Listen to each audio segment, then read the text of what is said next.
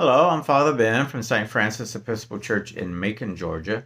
This is my weekly message for our Friar's Messenger. The gospel assigned for morning prayer today was from Matthew chapter 20. It is the parable of the householder who goes out to find laborers to work in his vineyard. And it is a parable that mixes up lots of emotions, especially for North Americans, especially for those who grew up in the culture of the United States, including myself, because it doesn't seem fair.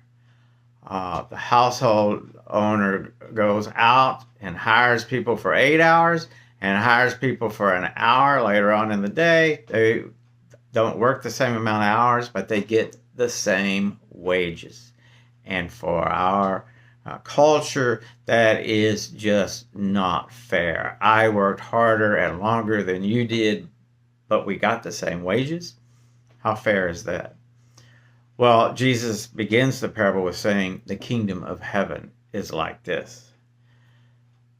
And I'm not going to tell you that I get it, but I want to get it, and I sort of get it. It is that this parable challenges our way of thinking and our dualistic way of thinking. That either is or it's not.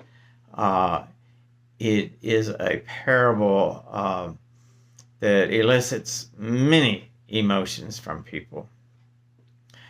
But thinking about how we approach life, this parable, if we could get it and did get it and wanted to get it, would be life-changing, because it would release, I believe, take away a lot of the anger, release a lot of the anxiety that we have about life.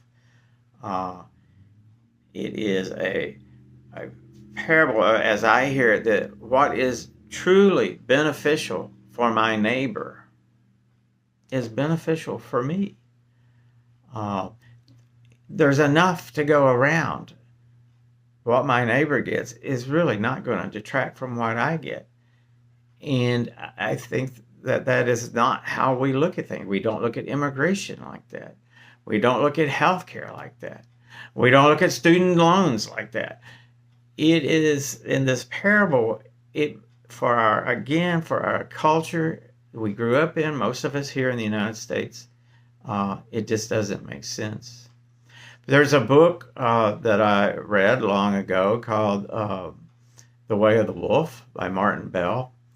And in it, one of the characters is Thagir, a little boy who's speaking to the wind, which I think represents the Holy Spirit. And in it, Thagir comes to the conclusion that what's good for the elephant is good for him.